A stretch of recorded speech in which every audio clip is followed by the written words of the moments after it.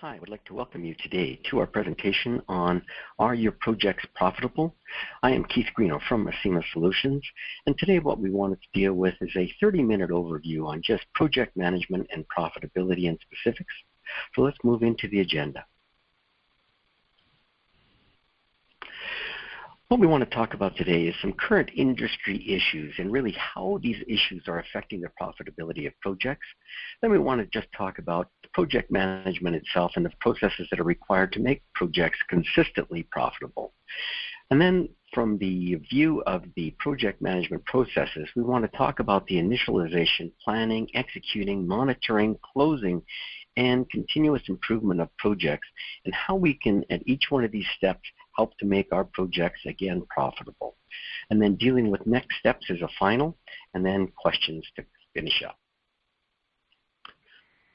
So let's dive into current industry issues. And so some of the main ones that are out there are this, is that lots of companies, especially the ones that are running in small business accounting systems, the Simply Accountings, the QuickBooks, they're unable to accurately cost jobs. And so as a result, they cannot determine the profit and loss, whether they're making or losing money on these specific jobs, or they have to go back and try to do it with spreadsheets or something else in the back end.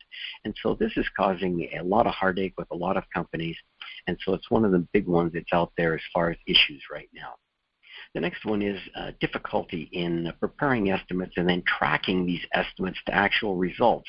And if you cannot see what the original estimate was and track it to the actuals, again, it becomes very, very difficult to determine whether you're making or losing money and where you're losing or making money on.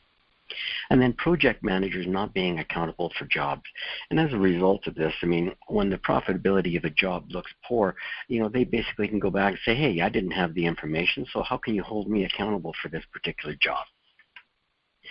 The next one is difficult to schedule employees and resources. And so this results in double bookings. This results in employees not being used very effectively, or the utilization of the employees is not very good. And so again, how do we help with this? Because it's an issue on how to schedule it. And so what we're going to be dealing with today is just how to solve that particular problem.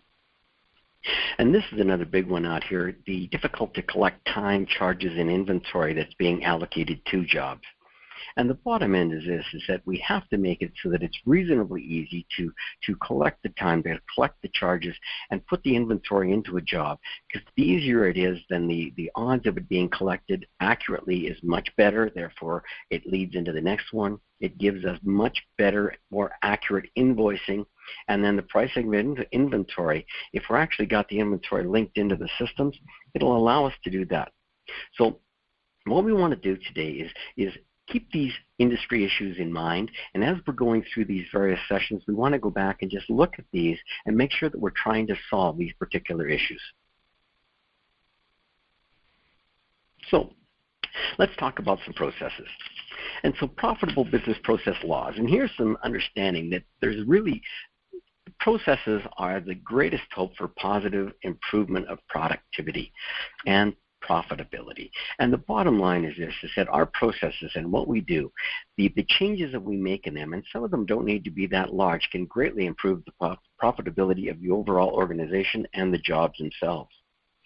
The next one being an organization's profitability could be no better than the processes allow it to be. If you are doing a bunch of redundant tasks, or you're doing things that are not very effective, or you're not keeping track of what's going on, this is eventually going to cause problems with the profitability. You might be making money right now, but with, like to say, the current times happening with the oil prices going down, and all of a sudden the margins start to shrink, you will find yourselves in deep trouble very, very quickly if your processes are not being done well. Then the last one is to efficiently manage project profitability on a consistent basis, and this is the key thing, because consistency needs to be developed, and this is a standardization of these business processes. And so what we're going to be talking about is just how do we standardize this stuff? How do we make it so that you can consistently maintain projects on a profitable basis? This doesn't mean that they will always be profitable, because you're going to have some projects that are just going to go south. But what we want to do is just give you a chance so that your odds of being profitable are higher. And so let's just deal with, what are good processes to allow for this consistent profitability. And so what we need to do is this, is that at each one of these steps, and we're talking initiating, planning, executing, we need to make sure that we're doing these steps accurately and effectively so that we're actually doing it where the odds of making the project profitable are greater. So initialization is really defining the need for the project. Why are they doing it? Why is the job actually being quoted on, or why does it need to be done? And obtaining a commitment to continue. And that's really what we want to do there. So we're going to be talking about that. Then the planning, and this is critical because developing a strategy on how to accomplish the work. And so what we need to do is make sure that we're doing this, right? Plan up front so that we can do it. And then what's the next one is the executing of the actual project itself, carrying out the tasks that need to be done, following that strategy, following the plan, okay? And then monitoring and controlling. This is where we review what we're actually doing, reviewing the plans, see how we're doing compared to the estimates, and then taking corrective action as needed. Then following up with closing the project, and this is, just finishing the project, doing the final invoicing, gaining your formal acceptance. And then the most important step of all of this, continuous improvement, taking a look at all of the projects with an after-action review after the project is complete. What did we do right? What did we do wrong? What were the errors? What were the successes that were in that particular project? So let's just deal with the workflow itself. And so this is, job management workflow. It's kind of a motherhood type thing, but understand is that this is the initialization planning steps that we were talking about before. And so this is this overall project management processes. But to do it, we have to initiate the processes. And so understanding is that you can see that the monitoring and controlling starts to hit with the initialization processes. It's partly in the closing processes. It's partly in the continuous improvement processes. But really, it's this circle of initiating the project, which is just getting the information, planning the project so that we know what's going on, then executing the project as it's going through, and all the time we're monitoring and controlling and making adjustments to plans. I believe it was Eisenhower that said, all planning is essential, but all plans are ultimately useless because things change. Things are always coming up, and so we need to be flexible enough that our systems and our project management processes can allow for this change. Okay, let's talk about the initialization. And really, again, this is that defining the need for the project and obtaining a commitment to continue. And so how do we do that? And so understand that what we're going to be looking at is jobs can be easily created in the system itself. And so these systems need to be able to make it so we can easily set up a job. They need to be able to handle the quotations, need to be able to handle templates of the various job types. And we need to handle all types of jobs, whether it's a maintenance job or whether it's an actual major project. So we're just going to be showing you a little bit about that. But what these systems can do is they can actually keep track of all of the information. They can track the quotations. They can see how long it's been in place. And so that will certainly allow you to keep track of this much easier.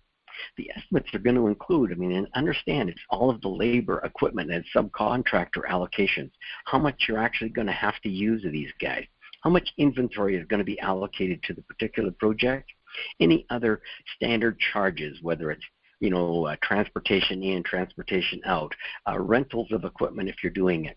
It also keeps track of labor burdens, so the burden rates on the labor that you're dealing with and overhead burdens to the overall project. So all of the information which is being required for that project all come into it. And as we're going to show you in the next slide here, when we're doing this, what's happening is this, is that, so over here we've got the various phases. And so this is the templates that I'm talking about. And so in here we can have multiple template formats. And so what you would do with this is you would set it up based on the type of jobs and how your jobs work. And so this one's talking about, phase one is to travel to site, then diagnostic, then general services, then travel to another site or probably away from it, But you set up these in a format that makes most sense to your particular company. Then from a profitability point of view, understand is right off the bat, all of this stuff in here, when you start assigning the estimates to it, what it's going to do in here, and I see that this one has got zeros in it, but But what will happen is, as your estimates of revenue and the various costs are going to come in here, it will start showing up in here so that you know what your estimated profit is right off the bat, okay? And then you can start to track the information. So if this thing actually becomes an actual real job, what will happen is you take the estimates and you move them over into the budgeting, and now we can start comparing the two, okay? So let's go into the next one. Let's just deal with the planning on this thing. So initialization, understand we've got the project all set up, and they've said, okay, we want to move ahead. We've got all of the planning done, or we start on the planning where we start to allocate resources to the particular project. Okay? And so if we're dealing with this, the planning stage, so now we can sit down and we can start to drop and drag our various resources into the system so that we know what's going on. So we can do that scheduling, and that was one of those issues that we talked about. We can do it for the employees, for the equipment, and subcontractors. But what you end up with is this big whiteboard, but it's electronic, so you can move the information around. You can see how many hours or days or however you're keeping track of your system are in here. You can drop and drag it to the various pieces. You can keep track of what's going on. So it eliminates you guys being able to double book, right? Because if you try to double book, the system is going to stop you. And then you're going to have to say, is it supposed to be there or not? You can take a look at it by the month, or you can take a look at it by the day.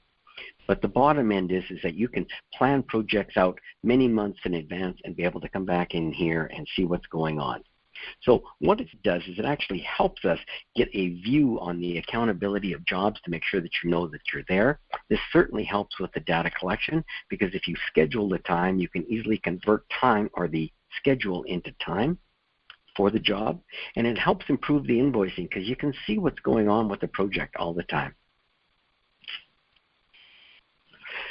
So let's move into the next one, which is the executing of the system. Because once we've got, okay, so we've sat down, we've initialized the project, we've tried to get all the information about the billing rates and everything else in there. Then we've moved over into the planning where we actually, okay, here's when we're going to actually be able to do the job, and all of the processes that have to get done for that particular job get scheduled. Now what happens is that we actually hit the real world where the plans change. And so all this is doing is it's taken that same information that I've put in the planning stage, moved it over, and now I've got this Gantt chart type style where, again, I can drop and drag the various information, move jobs. Keith Greeno is sick, therefore what's going to happen? You know, Kim is not there, who's going to be doing it? So I can move the job from one person to another. And so what it will do is it'll help us in maintaining control over these the jobs as they're actually being maintained as the various problems happen. You know, maybe this Chrysler PT Cruiser that is in the equipment here on the system all of a sudden breaks down. Well, I can go and grab this other PT Cruiser because it's not being used right now. And so what it allows us to do is modify the plans on a continuous basis.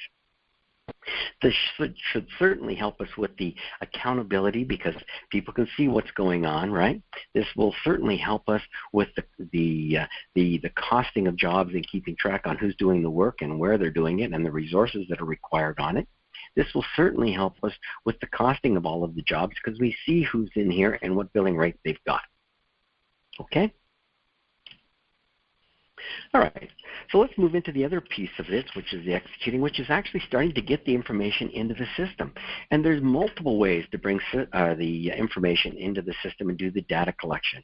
And so what we're looking at here is just a data entry screen, and this would be one that is happening in the back end, where it's actually the back end accounting doing it. Some people have their front field staff or the people out actually doing the project doing the data entry. Some people have it back at the back office. This is just a way to be able to do the data entry at the back office. And so you can see that we can change it again from is it an employee, is it a piece of equipment, or is it a subcontractor that we're tracking. You can allocate it down to the job, to the phase, to the piece of equipment that you're using. You can keep track of all of your actuals in here. And so what it does is it just allows us to be able to collect the time very easily and accurately, which is certainly going to help us with the invoicing, pricing of the inventory, all of that stuff, which is an issue inside of the industry. So let's talk about the executing from remote time collection. So understand these systems also allow, and what we're looking at is a Technisoft system, but they all work kind of the same. And so what it allows is on a web-based, whether it's on this is available on a cell phone. That's why the size of this is in this square, excuse me. But what happens is this, is you're allowed to log in. The person that can log in comes up with the particular session date. It's not quite 2020, but the sample data is dated at that particular thing. But what you can do now is out in the field, and so with either a cell phone or a tablet, I can enter all of my time. I can do all of the information that I need for the equipment, for the time, and the subcontractors. And so all of that is coming in real time so that we know what's going on with the project. Okay? This kind of stuff is certainly, again going to help us with the accuracy of the invoicing, because the closer you are to that grinding edge, and what I mean by that is the closer you are to where the actual transaction is happening, the odds of having accurate time entry is more likely. Because your foremen that are out in the field, they can see whether Keith Greeno is actually on there working, and if he's not working, they can take him off, right? But the problem is that the further you get away from that, where you're back in the back office, they don't know who was physically there or who wasn't, and so therefore there's mistakes made with some of the data entry. This just makes it a little bit more accurate. Okay? So let's move into the next one, and this is on the monitoring side of it. So we're moving through that process chain that we're talking about, and how does it help? And so again, this is the Field Connect system, which is a remote login, so web-based, available out in the field anywhere in the world, right?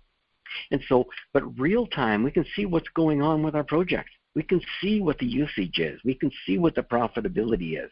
So if you have these type of systems, how can your project managers or your project supervisors be able to come back and say, hey, I didn't know what was going on? That's baloney. They can certainly see it all now. And understand, if you have sign-offs out in the field, these systems allow for that. If you want to add new equipment, if you want to add new billing codes or services, you can add them right now. And so this gives you all of the information which is going on real time out in the field.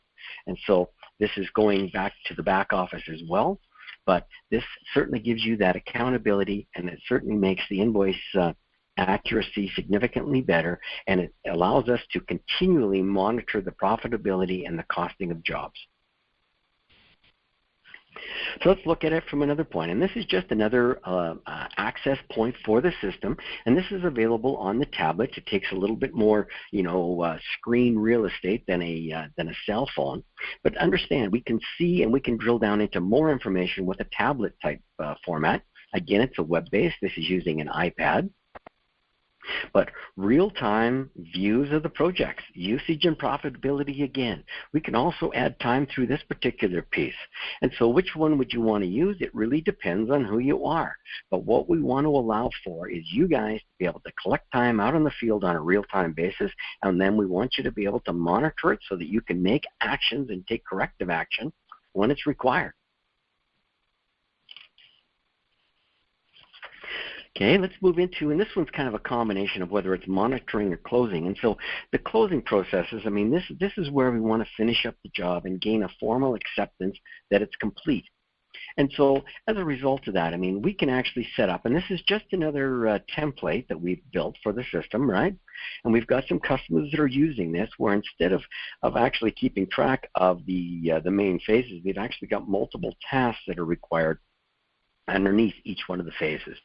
And so on each one of these tasks, you can see in here, we have got our original estimate of how much time it's going to take. We've got revised estimates, and then we've got the actuals that are coming in.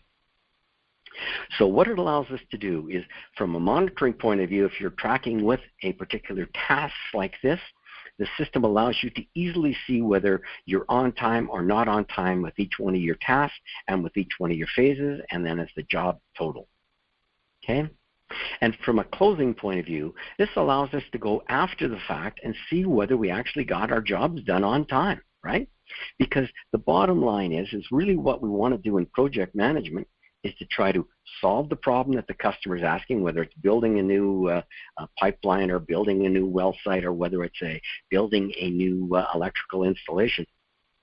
But it's getting it done, the job that we need to get done on time and on budget, right? That's really what we're trying to get done. And so this just to make sure that if all of the phases and all of the other information is coming in on time, the likelihood that the job is going to be on time is also there. So it gives us a little bit of management assistance as well. Okay? So accountability is going to be good. Accurate invoicing is going to be significantly better. Costing of job is always going to be there. So now let's deal with it from an invoicing. And so really, I mean, what's happening in lots of companies is that invoicing is being done manually after the fact, and you're having to go back and accumulate all of the information and generate an invoice. Well, with automated systems, what happens is this, is that I can push a button and generate the invoice. So it follows the initialization that we were talking about when we're setting up all of the costing and all of the information about a job is set up there, and therefore it flows straight down into the planning stage where we can actually plan who's going to actually take part of the job. Then it's taking part of the executing stage where we actually can see who's actually collecting the time and information and all the inventory on it. It's following from the monitoring and controlling phase where we're actually making adjustments to those. And so once all of that information is in the system, all we do is push a button and it automatically generates an invoice in the format and based on the agreement and or the project that you've got. Okay? So if you have a particular agreement with a customer for a particular project, it's going to use the correct rates that you said for that project. All right. Then let's just talk about the closing, which is this final wind-up of the project. And so we're sitting down, and I want to know what the heck happened. And so did we make or lose money on our standard costing? Did we on our standard charges? Did we make it on labor? Did we make it on subcontractors? Did we make it on our inventory items? And so this gives it to you as a total, and it allows you to drill down to these items so that you can see exactly what's going on and where you made your money. Okay? So then let's just look at it from another view. And so this is, again, now this is available all the time. So really this system could be used for monitoring your jobs as well as closing. But certainly with the improvement, and this is where we want to do that continuous improvement step, where we review the project and say, okay, what did we do right? What did we do wrong, right? Did we deliver on time? Did we do it on budget? Okay? And so we can change this when we want, but what happens with these particular systems is that we easily can access the information. As I was saying, this is accessible all the time, so if you're putting the information into the system on a daily basis or a weekly basis, these things are going to be changing real time as the project is continuing.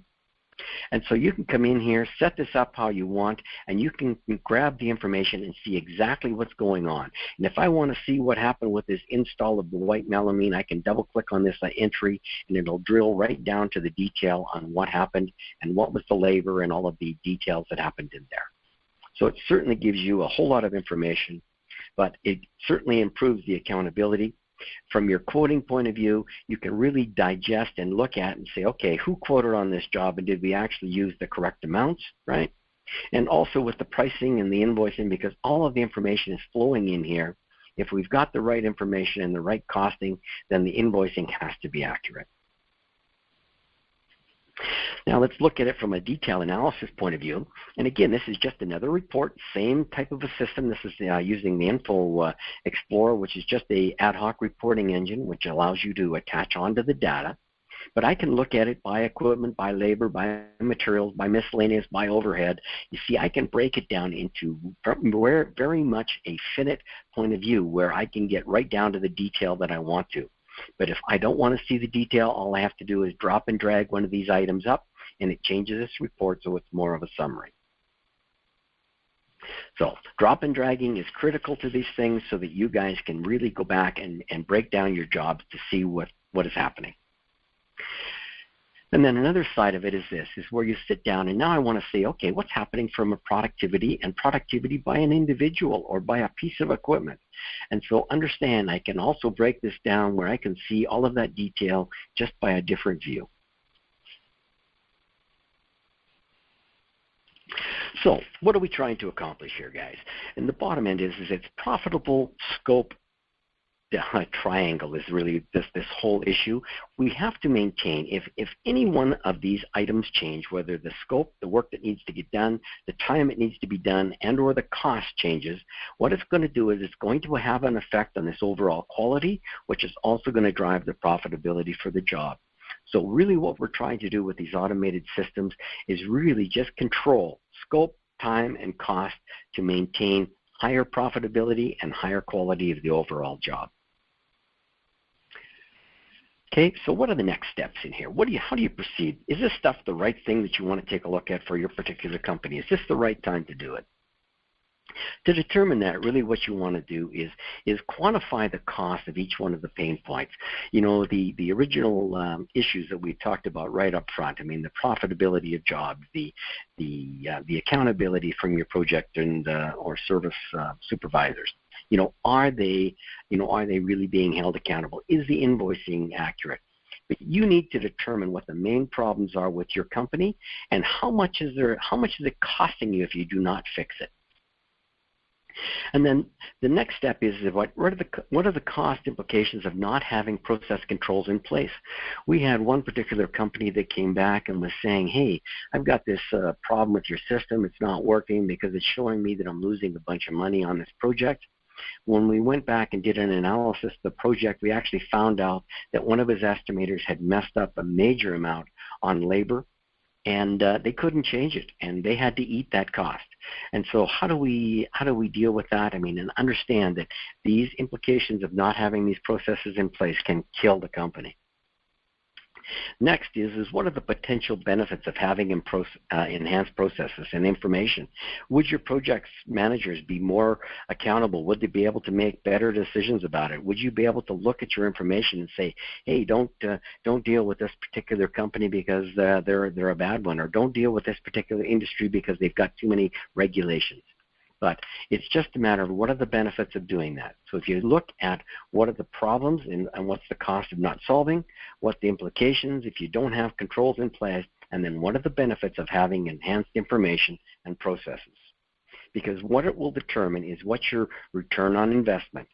So now you can sit down and say, hey, if it costs $10,000 or $20,000 for one of these systems, but I'm saving $50, it's a no-brainer. It's, hey, let's move ahead because this technology makes sense. So to determine your next steps, really this is what has to happen. And let's just talk about now keys to success. So what happens in understanding that you can't just throw software at a problem. You have to make sure that you're allocating and making sure that this is following the organization and business strategy. So senior management buy-in and commitment. They have to be committed to it. If they are not, then the system is doomed to fail. You have to understand that it's the company's problem and they have to accept responsibility for improvement. Lots of companies will say, okay, Mr. Consultant, you deal with this and I'm just going to sit back and you guys make it work. That is not going to happen because the bottom line is that if the company doesn't understand that it's their problem, then it will never get solved. So then the next one is companies need to plan, set goals, provide appropriate feedback. And so this is the same thing with all of the stuff in these things, is that planning is essential. And then we need to make sure that we're actually improving on it. So if we've done our due diligence in those, is it right for you, and looked at what it's going to solve and what the benefits are going to be, then we can really set those goal marks and drive forward with making sure that those things come to fruition. And then a company needs to understand that there is an absolute huge impact on the organizational culture on any of these solutions, and so we need to make sure that we take that into account before we move forward. So I know I've gone fairly quickly with that, but what I wanted to do is just give you an overview on understanding that technology and project and or service management systems can greatly help your company with regards to making sure that your projects maintain their profitability. So with that, thank you very much. I appreciate your time, and have a good day.